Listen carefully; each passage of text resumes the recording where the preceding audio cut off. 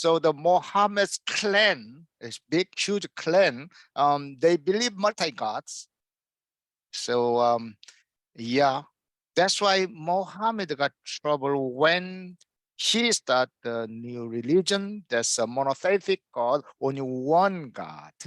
That's why rest of his clans attacked him against him, and then that's why he ran away to Medina.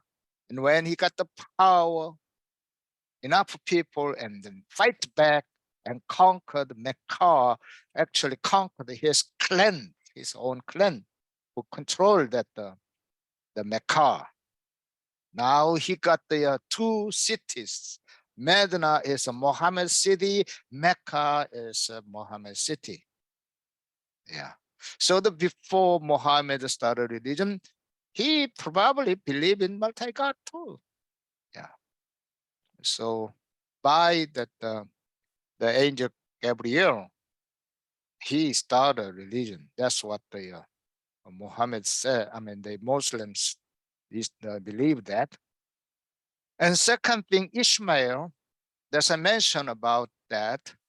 The Abraham has two sons. One is Ishmael and the other one is Isaac.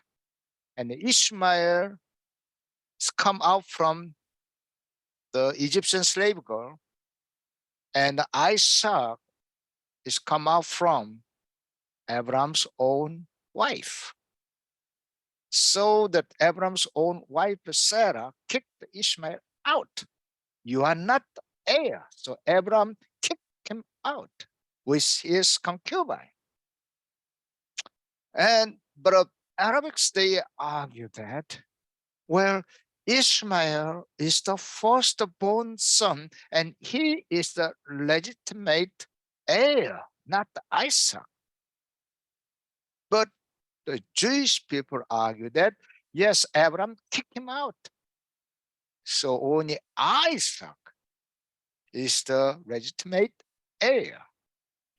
So which means Abraham has one son, yeah, something like that. But that's argues, right? Yeah. I hope that is that answer your question? Okay, David Kimera, you have a question? Yes, Dr. Kim. My question is about, let me first say this, then I ask a question. I hear so many Muslims in this country say that Islam is a religion of peace. They always say that, and I don't think it is only Uganda where Muslims say that Islam is a religion of peace. But then somehow beats my mind whenever there are some kind of terrorist attacks and they say they are linked to Islamic faith or whatever. But the question is, how did the north of Africa, most of those North African countries become Muslims, countries also in Middle East like Syria, and also what we call the Ottoman Empire in history, which is Asia Minor or Turkey today. How did those countries really become Muslim? And today it is really hard to trace Christianity in those countries. Yeah. Okay. I will probably cover that on Wednesday. I hope that we can reach a little bit to expansion of that Muslims. They come down because of Muhammad. He saw the vision and come down to Jerusalem. That's why they conquered Jerusalem, right? And then also they come down to Northern Africa and go to the Asia Minor, and the Seljuk, the empire become a Muslim empire. Yeah. And then later on, they conquered the Byzantine. You know, the Rome was divided into East Rome and the West Rome. Actually, East Rome is like the Istanbul nowadays. Constantinople is a center, and Rome is in Rome right now, right? And when Rome was conquered 459 AD, but Byzantine, which is East Rome, survived and changed the name to Byzantine, and until like 14th century. And now that the Ottoman Turkey conquered the Byzantine and become a Trugian empire. Now the Turks, their name changed to Trugia, right? Yeah. So we'll get there later. Yeah. Okay, brother Diana, our sister Diana, you have a question? Yeah. Yes, yes, please. Good morning, Good morning. Professor. I heard that Muslims have a certain book that they read at the old age. And in that book, there is a statement which says that Jesus Christ, the Son of Mary, is the one that will save this world.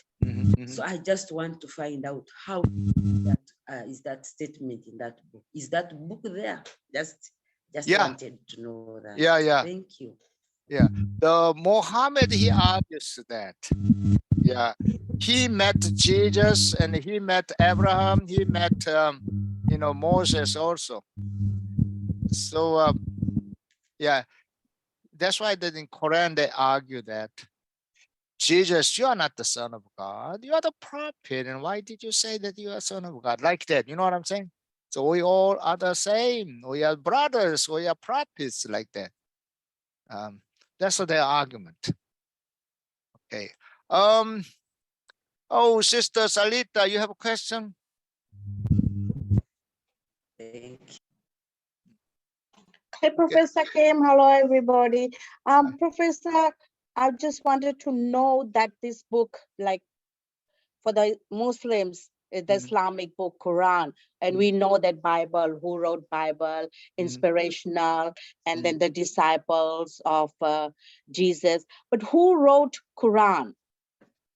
Oh, and some of them say that some people say that from Quran, in Quran, half of the book is from Old Testament. So what is the truth? Well, we Christians' point of view, the Quran was not written by the Muhammad. He started it and could not complete it. Then his successors, they call the caliph. So he has a first caliph and second caliph and by the third caliph, they complete the Quran. So then Muhammad started it.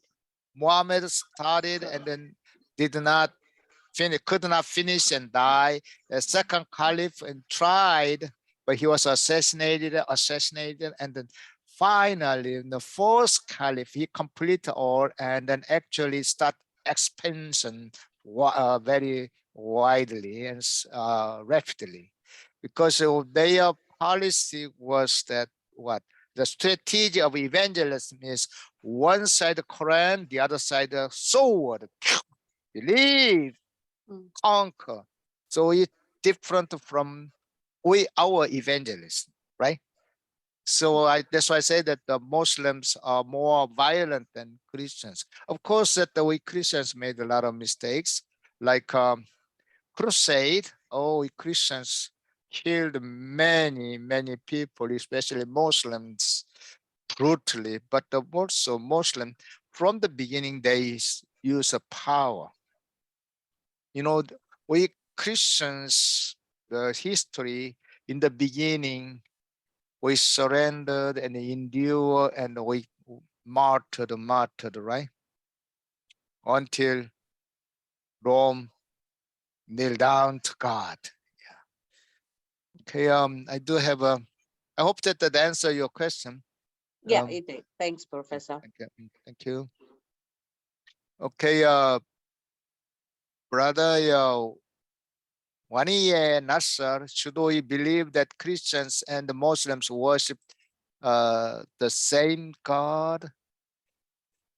Well, that's what the Muslims said, that God is one God, everybody, the Buddhism God, the Christian God, and Christian gods, and then the Muslim gods are same. We call it universalism. It's very careful. We have to be very careful. There are a lot of universalists. God is one. And the Christians call that Jesus is the God. Jewish people, the Elohim. Oh, that the Muslims said Allah, oh, same God, same God. No. I said, very careful. I have to be very careful. No way to, yeah. And then also, Brother Cherub, I have observed that the most educated Muslim imams, shucks, my Muslim colleagues, including those studying the Quran, a copy of the Bible. Could they use this? Yeah, that's a good question, because what we believe that they use the Bible. And then later on, we're going to study about that Mormonism here in America, started in America. They also, there are similar stories in Mormon, they call the Mormon Bible. I don't call it Mormon Bible, but anyway, there are some similarity stories, similar stories. Yeah. So probably they study Bible too. If they want to know Quran more comprehensive way, then they must study the Old Testament, I believe. Yeah. So yeah, they call their God name Allah. What they said that yeah, and the Christians they called Jewish they called the Elohim, same God, but definitely not. Yeah. Okay. Any other question, please? Yeah. Okay. Let's get back here. I'm not gonna get through everything, because if you read it, I wrote that pretty details. So if you read it, you'll understand. But anyway, why this divide into two is because Muhammad, he did not choose his successor.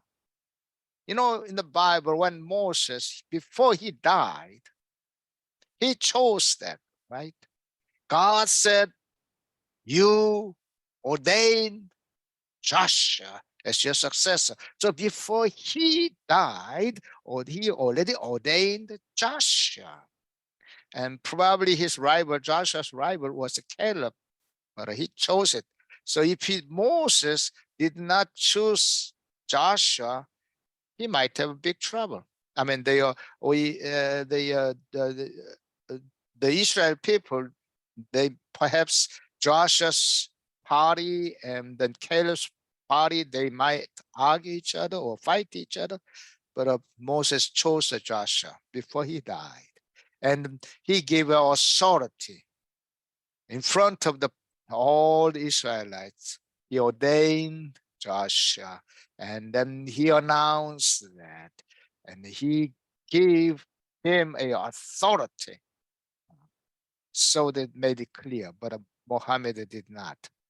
So if he studied about the Old Testament more clearly, probably he chose somebody, but he did not. That's why they fight each other and they assassinate each other, and then still they fight each other.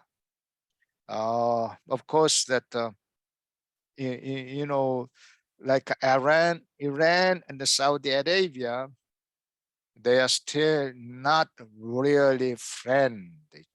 They still fight each other. And Iran, you know that the problem was that Iran was very good had a very good relationship with America, and Iran was very well educated and then also very open country. But in 1979, Shia cleric Ayatollah Khomeini, that's probably you remember that. He was exiled to Europe and then came back, and he kicked the Pahlavi kingdom and he became a ruler. And even though that the Iran, the system is, there is a president, but there is also a spiritual leader. And this spiritual leader also have their own the military forces, and these military forces are very well trained.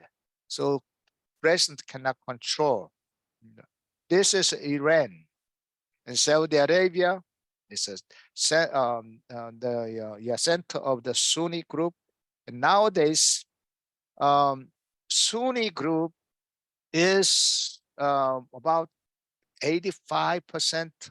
All the Muslims are Sunni group, I think, and the rest of them are Shia group. So Shia group, by the number, is very small.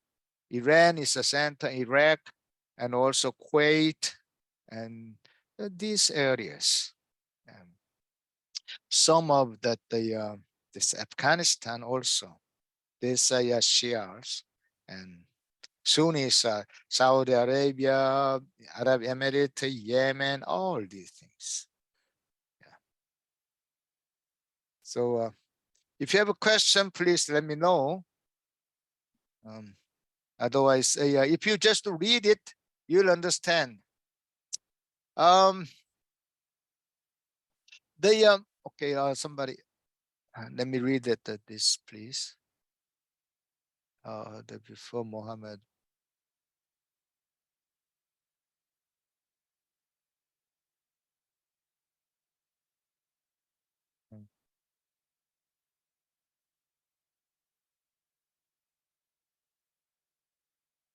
Okay, Brother David Camara here asked the questions about that.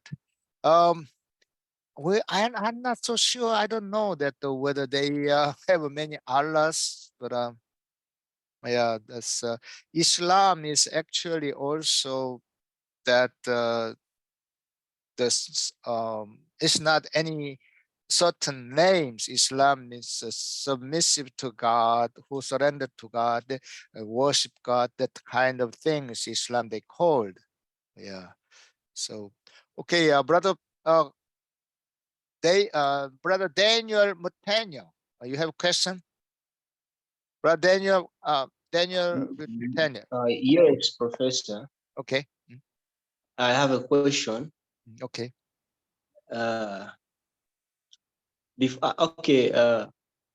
Kaaba is a place, a center of worship for Islam, not so? Yeah. Yeah. In the old days before before Muhammad was born, the grandfather of Muhammad went to worship there in the Kaaba. And it happens that when Muhammad was born, his grandfather dedicated Muhammad to the god of the moon, who was being worshipped in that Kaaba. And when Muhammad started Islam, dedicated the Kaaba to Allah. Yeah. In that's Islam. But okay, go ahead. But the books of Islam don't show that when Muhammad dedicated the place to Allah, that he removed the statue which was there, which was being worshipped in the Kaaba, was not removed. I don't know that the details. Yeah, I don't know about his grandpa. But yeah, because Muslims started from the Muhammad, so Muslims started from that point. Did you get my question? Did you get the question? Yeah, I got your question, but yeah, I do not know that whether his grandpa dedicated him or not. But anyway, later on he conquered that area, and yeah, so it become a Muslim city. Yeah. That we know that history shows that. But like his father's story, his grandpa's story, it doesn't much about it. So we don't know. But when you start from him, so beyond that, his before that, I mean, his ancestors, or I don't know. Yeah. So I wanted to know, Professor, I wanted to know if, because they still have the sign of the moon as on the mosque and everything, you see the sign of the moon. So could it be that they're still worshiping the god of the moon? I don't think so. Yeah, because I just mentioned about that Muhammad's ancestors and then his relatives, they worship multi-god, pagan. They worship pagan, and this the worship moon. That's a pagan worshippers, right? So the Muslims, they destroy this kind of the pagan worship and only worship Allah. Yeah, so very similar to the Judaism and Christianity. Yeah. Any other question? Any other question, please? Okay. Somebody raise a hand. Look like, yeah. Okay. Practicing the faith. Sunnis and Shia agree on the base tenet of the Islam, declaring faith in the monotheistic God and Muhammad as his messenger. Conducting daily prayers, giving money to the poor, fasting during the Muslim holy month of Ramadan, and performing the pilgrimage to Mecca. Yeah.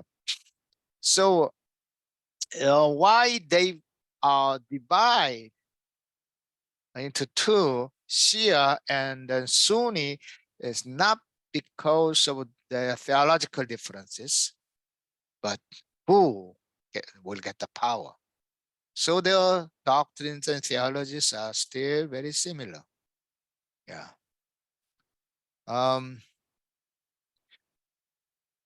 But for example, there are divisions even over the precepts of Islam, but the main difference relates to authority, which sparked the political spirit in the 7th century and evolved into divergent interpretation of the Sharia and Islamic law and distinct sectarian identities.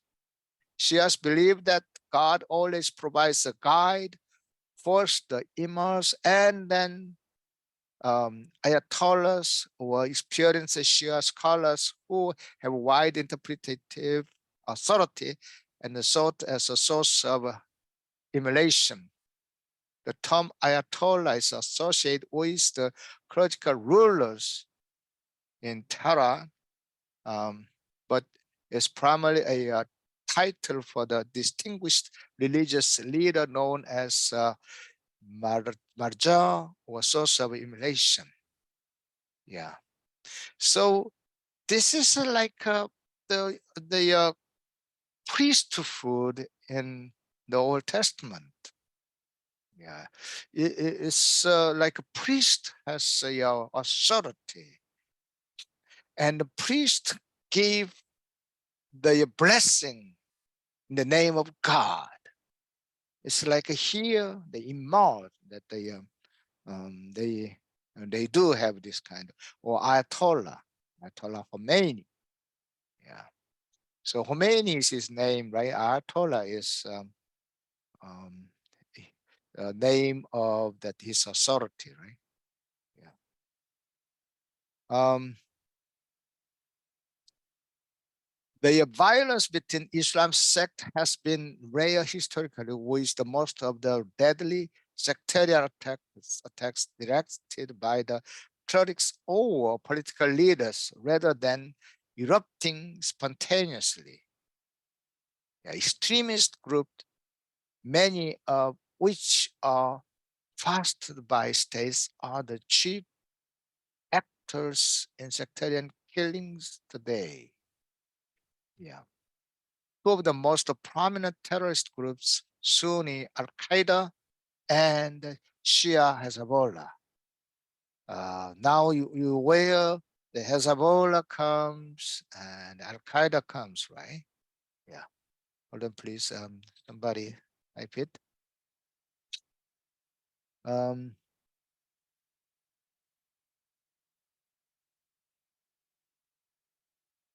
Okay. Yeah. So you know, we heard many things about Al Qaeda, right? And now we do have IS, and then also Shia Hezbollah. Hezbollah is in the their headquarters in the Lebanon, right? And then also they control the Palestinians. And Al Qaeda is Bin Laden, right? And even he was in Pakistan. So these two terrorist groups, they are extremists, and you have to be very careful about this. And then also, of course, that the Jewish called the Zionist, and then they hate the Jews, anti-Zionist. So yeah, Jews, and then also this Muslims. It's very hard to reconcile, and we Christians also it's very hard to reconcile, because historically that we do, I mean, Muslims, they conquered Jerusalem by the force, and Christians try to recover the Jerusalem, and they kill many Muslims brutally. We have a historical big wounds, and then still not be healed. Yeah. And then also this effect, I'm not gonna get the details, but still the war is a continuous. Like they are using suicide bombs. Oh, I don't know. That's really dangerous. And now that look at the Syrian civil war, it's also nothing but religious group fighting Al Qaeda's and the Hezbollah's, or Shia and Sunni groups. Yeah. Iraq also has problems with that because the Muslims, this schism, the Sunni group and Shia group, they're fighting each other. Yeah. Any other question, please? Why don't I cover a little more about that, and then expansion? Yeah. If you have a question, please stop me. And so also I want you to read that this my class note before, and I want to discuss that with me.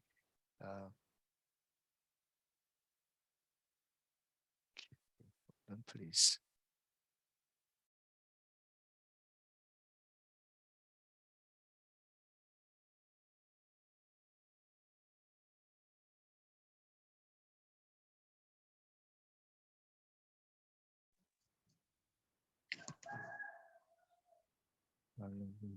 Praise the Lord. Yeah. Yeah. Now that the Muslim theology. Yeah. Aqidah is an Islamic term of Arabic origin that literally means creed.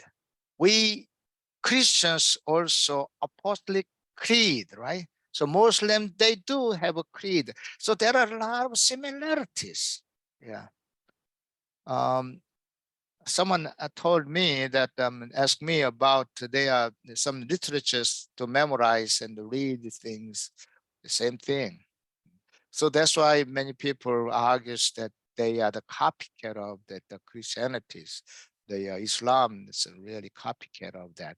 But who knows? Because we Christians did first, and then they do use the same, almost very similar methodologies. And so, okay, David Kimera, you have a question? Something to say about that. People thinking that the Quran has parts of the Bible. It is true. There is that place called Tawrat in the Quran. There are almost the 5 books of Moses called the Torah. I think Hebrew. Yeah, so they have the Tawrat in the Quran, mostly of the Old Testament, which are the Torah, basically. Yeah. Yeah. So we Christians view, we argue like that way. And then why we said also is that our Christian Bible is much older than Quran. So, and then when two things are similar each other, and which one is a genuine? That's why Christians said our Christian Bible is a genuine, and the Muslims, they copy of it or modify it. That's what we argue that. And here in America, Mormonism also, there are some similarities. That's why, yeah. And also not only their theology, but their methodology to expand, that's also similar.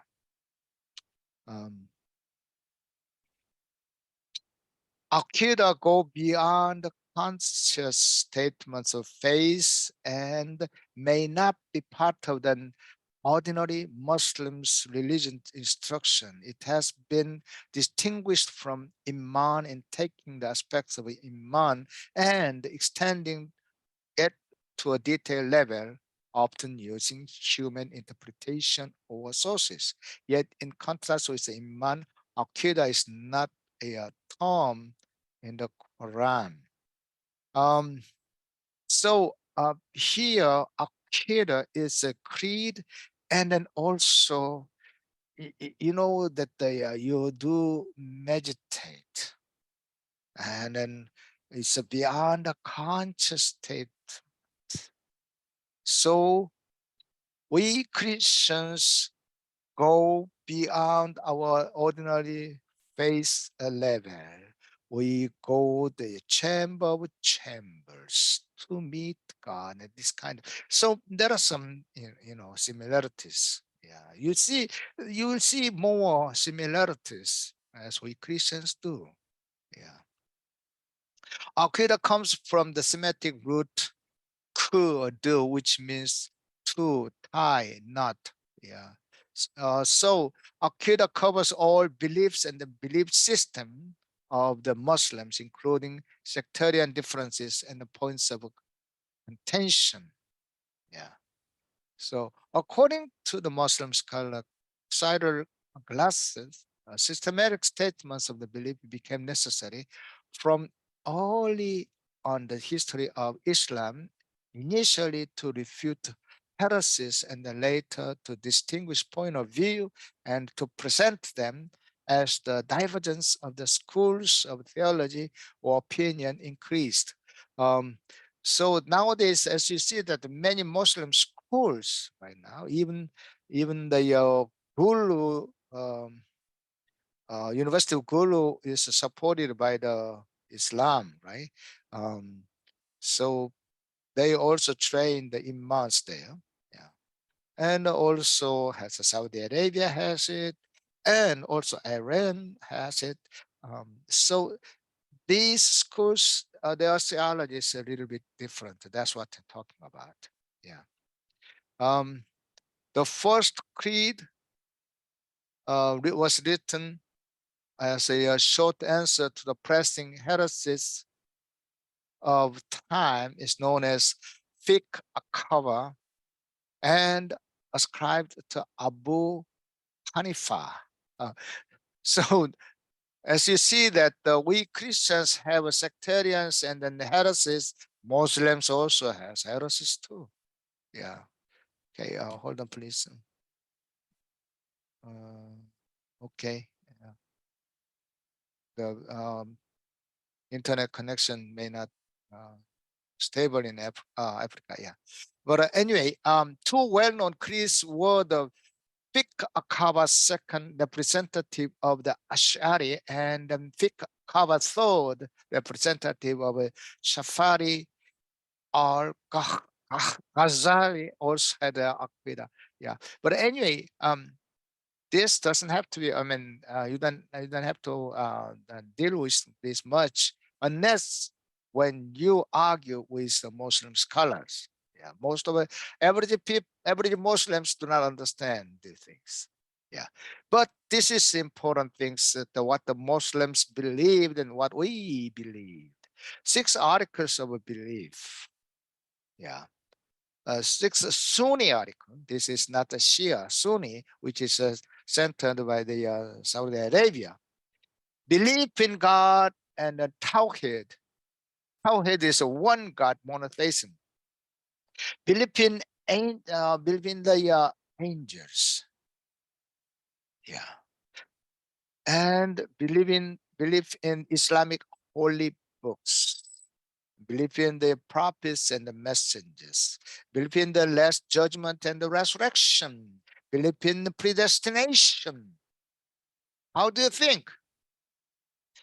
Is that the another version of Christianity or what?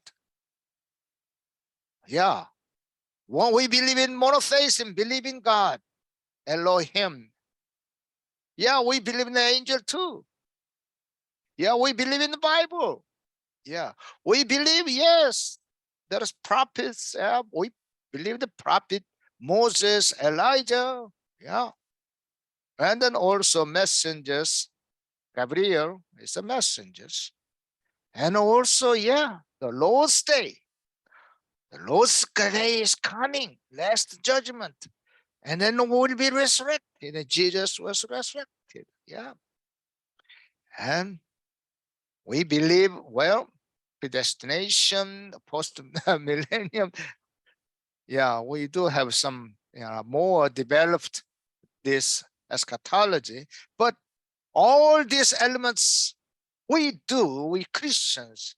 So whether they developed by themselves or they got from Christianity, there's some argument. And Muslims say, yes, this is ours, we developed it. But we Christians said, you copy that. Yeah. So do you have any reaction for that? Anybody want to also want to add any kind of comment? Yeah. Here that the Tawhid, the unification of God in Islam, is the indivisible conscience. Okay, David Khmer, you have a question. Yeah, something came to my mind about the 5 beliefs or 6 beliefs in the Islamic. Yes. Yes, we believe in things, and they look like actually copies of what is actually in the Bible, but it depends on what they mean when they say we believe in the angel. What do they believe about the angels? Is it the same way we believe about the angels? So there might be some differences in the way they believe about those things and in the way we believe ourselves about the same thing. Yeah, the Muhammad, he got the message from the angel Gabriel, right? Yeah. His messengers and Gabriel, the so in Quran they have it, this like messengers and angels. So I do not know details about it, but probably the function is similar to us, that our Bible, or Christian angels and Christian messengers. Yeah. So even use the same name of the angel Gabriel, right? Yeah. That's what I believe. Yeah. Anybody knows about the Quran more details?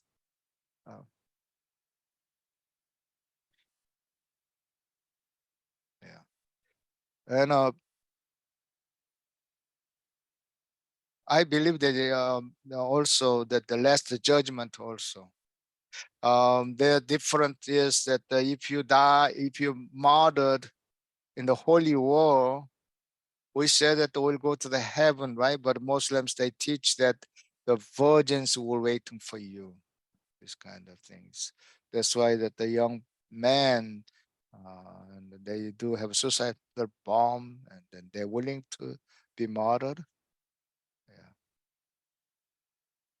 And any other question, please? Yeah. If you don't have a question, let's see, Iman. In Islamic theology, it denotes a believer faith in the metaphysical aspects of Islam. Its most simple definition is belief in the 6 articles of the faith, known as the Arkan Ar-Man Hadith of Gabriel. Yeah. The Hadith of Yes. Gabriel. Yes, Professor. Okay. Yeah. Raise your hand Yeah. because otherwise I cannot Yes. see you. Yeah. Okay. Yes, I'm Bukenya Simon. I was asking, Uh-huh. was the Quran written by Muhammad or it came from heaven? As some people are telling us, is it written by Muhammad or it came from heaven? Thank you, sir. Yeah. Okay. We've been arguing about that. Okay. I will mute first. Yeah. We've been, yeah.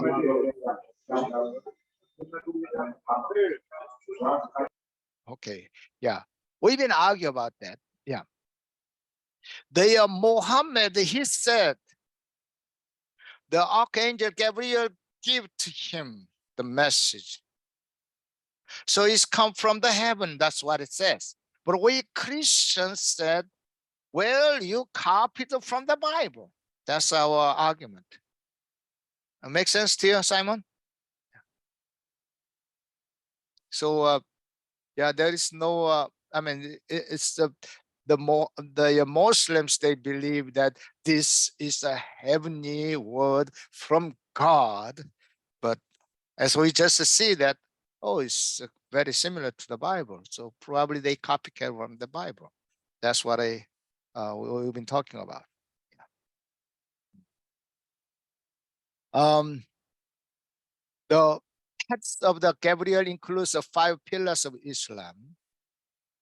In answer to the question, "Oh, messenger of God, what is Islam?" This hadith is sometimes called the truly first and most fundamental creed. So they do have a creed, like as I said, that we do have an apostolic creed, and if you not believe in apostolic creed, you are not Christian. So in the Muslims also, if you don't believe the heads of the Gabriel, you are not the Muslim, something like that. And Salat. Salat is an act of worship. Salat means to call to the Lord who created and gives life to the worshippers in Islam. This call realize one to surrender Allah's will, obeying his God. It is one of the 5 pillars of Islam. Islam gives concession conditionally if it is difficult to pray Salat in formal ways. People who find it physically difficult can perform Salat in a way suitable to them. To perform valid Salat, Muslims must be in the state of a ritual purity, which is mainly achieved by ritual wash-ups as per prescribed procedures. Probably some of you may see that even nowadays in American airports, they do have some wash places, and there are some Christians come and pray. The Muslims, they pray every hour. They come and they kiss to the ground, east to west, south, north. Yeah. So this is a salat, but if you don't have a appropriate place to worship God, then there's some simplified it, but still you can worship the God, in Muslim God, the Muslims believe. That's why you see that some Muslims, they carry the cushion. So whenever the time comes, they worship God. Did you see that? I saw one time in Manhattan, there are, New York, there are so many Muslims. And during the this Ramadan period, lunchtime, all the Muslims come out to the street and with a cushion, and they kneel down to worship their God during the work days like that. So they follow the rules and regulations how to worship God, worship their God. Yeah. Okay. Psalm in the terminology of Islam law, Psalm means to abstain from eating, drinking, and sexual intercourse from dawn until dusk. The observation of a psalm during the holy months of Ramadan is one of the 5 pillars of Islam, but it is not confined to that months. Yeah. So they do have Islamic, the eating and drinking, and even sleep with women. Yeah. Zakat is the practice of charitable giving by Muslims based on accumulated wealth and obligation. Yeah. So the names are a little bit different, but they practice like exactly what the Jewish people they did. Yeah. And like a psalm, the Jewish people they do not eat the fish which doesn't have a fin, and then also eating time. During the Ramadan, the Muslims do not eat during the daytime. They eat just after the sunset till just before the sunrise. And they do the sexual intercourse also that this time or something like this kind of rules. But they're like a Jewish laws. And then also the giving offering. Yeah. Also that we Christians have offering rules, give a tithes. And the Hajj. The Hajj is the Islamic pilgrimage to Mecca, and the largest gathering Muslims in the world every year. Yeah. So Muslims who can afford to do so at the least once in his or her lifetime, the pilgrim. That's why Mecca, there are so many people in every year. So like the Christians go visit Jerusalem. Yeah. Okay, jihad, to struggle, literally means to endeavor, strive, labor, to apply oneself, to concentrate, to work hard. So the Muslims, they have a jihad group, right? Oh, they are sometimes they are very violent. So I'm not gonna go all over, but if you read it, you'll understand. But let me talk about eschatology a little bit. Eschatology is literally understood as the last things, the ultimate things, and in Muslim theology, eschatology refers to the end of this world and what will happen in the next world or hereafter. Yeah. So they covered that after the death, their souls, yeah, the place where they go to hell or heaven. So it's very similar to we Christians believe. Yeah.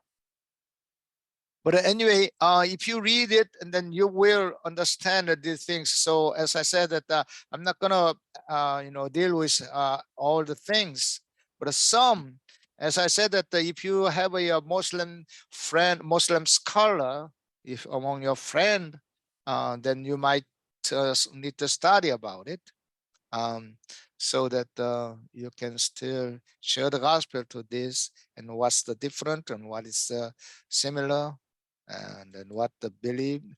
probably they will say that, well, the Christian gods and the Muslim gods, yeah, we're the same God. Why you call these things? And of course, yeah, Jesus is a very wise man and he's very capable man. I believe he's greatest, one of the greatest the prophet, but he's not a God. It's like that way. Yeah, like Muhammad.